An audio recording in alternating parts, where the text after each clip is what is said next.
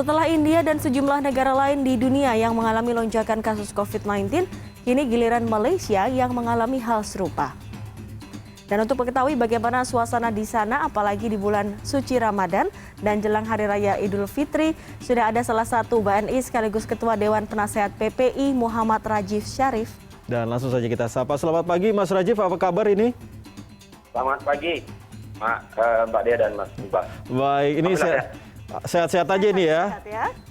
Sehat-sehat saja, alhamdulillah. Oke, Mas Rajif, ini kan sudah diberlakukan penguncian wilayah ataupun lockdown begitu di Kuala Lumpur. Nah ini gimana nih tadi sahurnya? Masak sendiri apa sempat beli ini di sana? Baik, ini menarik. Sebenarnya tadi teman-teman udah ngumpulin teman-teman yang buka puasa di sini, Mas. Jadi karena hari ini di kawasan Selangor itu adalah pemberlakuan perintah kawalan pergerakan yang pertama, tapi Kuala Lumpur baru berlaku hari ini. Jadi teman-teman yang bagian dari kampus ke rumah dan kita masak bareng-bareng dan ada bisa dibuka puasa dan kita makan sahur sama-sama barusan begitu, Mas. Wah, asik banget. Masih bisa bareng-bareng ini ya. Tapi berbicara soal penguncian wilayah ini sendiri sejauh ini bagaimana kok bisa terjadi lagi lonjakan? Padahal saya lihat bahwa Malaysia cukup berhasil begitu untuk menangani COVID-19 di sana. Baik, secara umum untuk implementasi bagaimana pengentasan kasus COVID-19 di sini, secara umum memang Kerajaan Malaysia sudah sangat baik, Mas. Namun tidak bisa kita pungkiri bahwa ada celah-celah yang bisa kita sampaikan seperti kelonggaran demi kelonggaran yang diberikan kerajaan yang berpotensi untuk kemudian kembalinya klaster-klaster baru untuk muncul di berbagai titik. Sebagai contoh, ada klaster pendidikan yang mana kita ketahui beberapa sekolah dibuka untuk umum dan kembalinya pelajar-pelajar ke sekolah yang proses pembelajaran yang menjadi face to face juga menjadikan beberapa klaster baru muncul. Dan yang semakin memperburuk keadaan adalah bahwa ketika Ramadan muncul maka berbagai macam aktivitas untuk masyarakat kembali terbuka seperti bazar Ramadan dan lain sebagainya. Sehingga bisa dipastikan sedikit banyaknya kesalahan ataupun kecolongan yang terjadi di masyarakat seperti ketidaktaatan terhadap SOP juga menjadikan lonjakan kasus positif ini semakin meningkat seperti itu. Ini kan Mas Rajif tadi menceritakan bahwa salah satu pemicunya ini diduga adalah kegiatan sosial yang dilakukan oleh masyarakat selama bulan Ramadan. Seketat apa kemudian Mas pengawasan dari pihak berwenang di sana untuk membatasi pergerakan sosial masyarakat? Nah, belum lama di sebagian tempat di Kuala Lumpur ada petugas kesehatan yang didampingi oleh petugas keamanan memberikan status sanksi yang begitu ketat kepada tempat-tempat pelaksanaan perniagaan seperti bazar Ramadan dan sebagainya yang ketika itu terbukti melakukan pelanggaran maka ketika itu petugas keamanan memberikan sanksi untuk penutupan agar tempat tersebut bisa melakukan proses dan protokol kesehatan secara tepat dan baik. Nah ini juga merupakan salah satu upaya kerajaan agar ke semua masyarakat yang melakukan aktivitas sosial bisa mengikuti kegiatan bermasyarakat secara normal namun tetap dengan mengikuti SOP dan protokol kesehatan yang ketat. Nah Mas Rajif, ini Lebaran tinggal beberapa hari lagi. Kalau di Indonesia warganya dilarang untuk mudik. Bagaimana dengan di Malaysia sendiri dengan adanya lockdown di sana? Ya, ini yang menarik bahwa keseluruhan negeri yang ada di Malaysia, Mas, terutama negeri-negeri yang tersuspek ataupun menjadi status perintah kawalan pergerakan atau movement control order, dipastikan untuk menutup segala macam bentuk kegiatan melewati perbatasan ataupun dalam bahasa Melayu disebut dengan merentah sempadan. Sebagai contoh dari negeri saya di Kuala Lumpur untuk keluar di daerah memang sudah dilarang dan dalam hal ini kerajaan juga didukung oleh fatwa oleh mufti wilayah seperti mufti wilayah Selangor, Kuala Lumpur dan ulama mufti Perak yang mengeluarkan fatwa apabila mencoba untuk kembali ke kampung halaman di masa PKP ataupun MCO ini maka sudah diberikan status sebagai haram seperti itu. Ini termasuk soal kegiatan keagamaan ya Mas, di masjid misalnya salat Id atau tarawih begitu tidak boleh?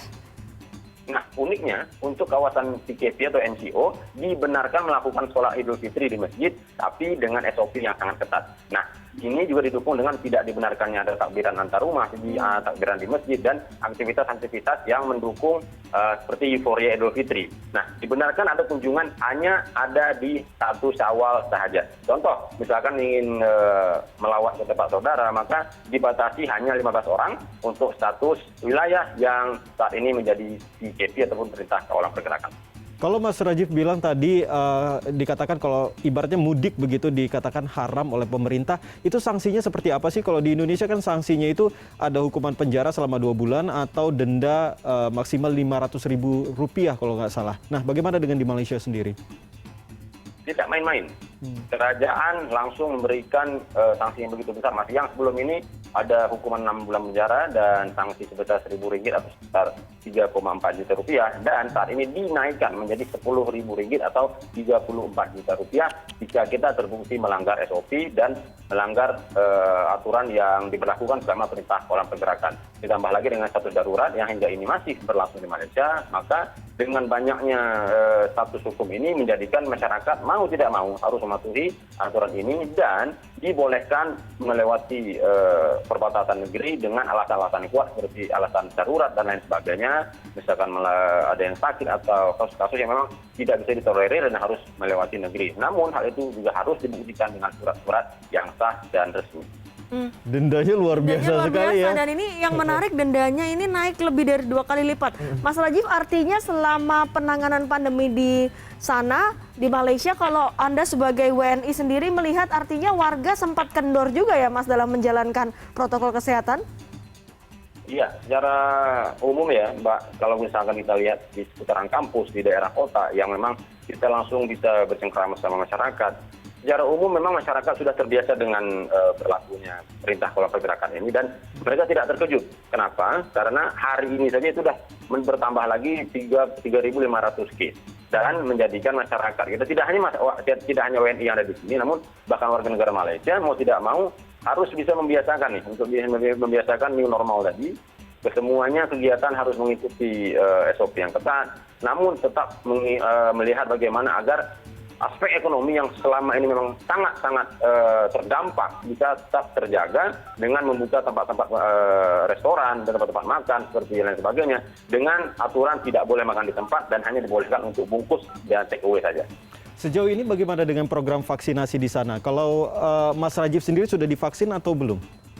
Nah, untuk jadwal kami warga asing sebenarnya saya sudah daftar karena kita di sini ada bisa pelajar, bisa mahasiswa, maka ketika kita sign in dengan aplikasi yang mereka sebut dengan MySejahtera, kita bisa sekaligus waktu itu mendaftarkan diri. Namun tentu saat ini masih diutamakan seperti frontliner, guru dan juga profesi-profesi yang dianggap lebih penting untuk mereka bisa berinteraksi langsung dengan masyarakat. Nah, kami yang mahasiswa terutama warga asing diprioritaskan setelah warga negara Malaysia terlebih dahulu mengikuti vaksin yang ada di negara ini.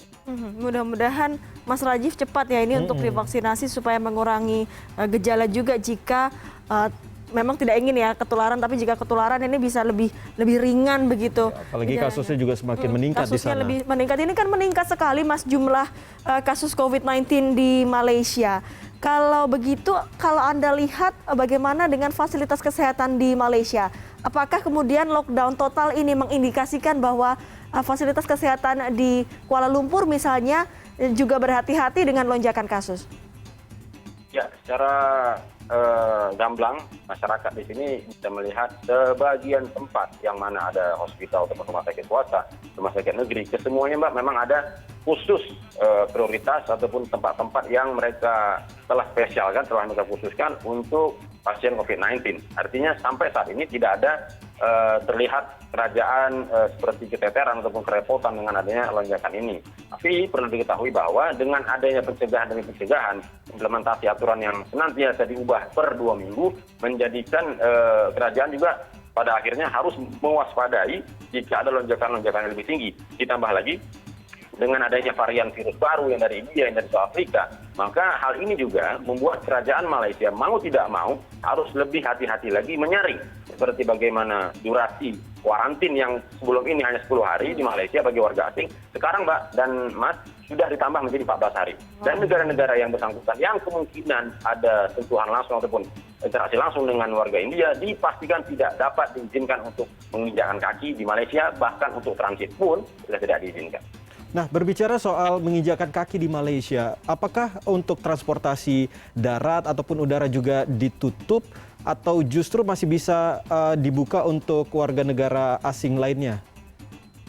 Nah, untuk negara-negara yang terdaftar tidak dalam status mewaspadainya ataupun tidak dalam status darurat, maka Malaysia dalam hal ini lebih longgar, Mas Iqbal. Artinya mereka bisa senantiasa mampir kemari, namun jika tujuan negaranya nanti terdaftar di boarding pass kemudian tiket pesawat akan ke negara-negara tadi dengan suspek yang berbahaya seperti kita ketahui India atau South Afrika, maka Malaysia secara tegas akan menolak passenger tersebut ataupun penumpang tersebut untuk menjalan kaki baik via darat, laut maupun udara selama mereka berstatus akan menuju negara yang bersangkutan di saya sebutkan tadi India ataupun South Africa. Ini juga bertujuan agar tidak adanya case baru yang terdaftar sebagai varian COVID-19 yang selama ini dikenal baru dan sudah sangat banyak terjangkiti di India sana, Mas. Tapi kalau dari Indonesia, apakah regulasinya diperbolehkan, Mas? Karena di Indonesia juga sudah ditemukan mutasi baru dari India ya?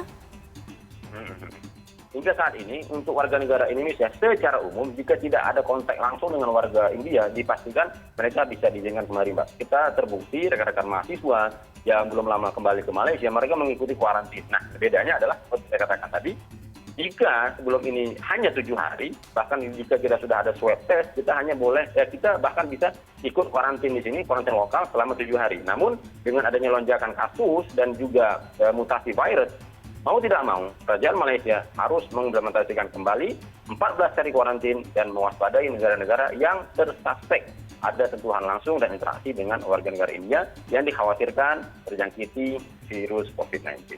Baik, Mas Rajiv, terima kasih sudah berbagi informasi dengan kami. Tentunya kami berharap agar Mas Rajiv di sana sehat-sehat saja dan bisa menjalankan ibadah puasa dengan baik sampai Lebaran nanti. Walaupun tidak pulang, tidak bisa keluar kemana-mana, ya pokoknya kita berharap yang baik-baik saja ya di sana. Betul, amin, amin. Amin, amin. Baik, terima kasih. Terima kasih.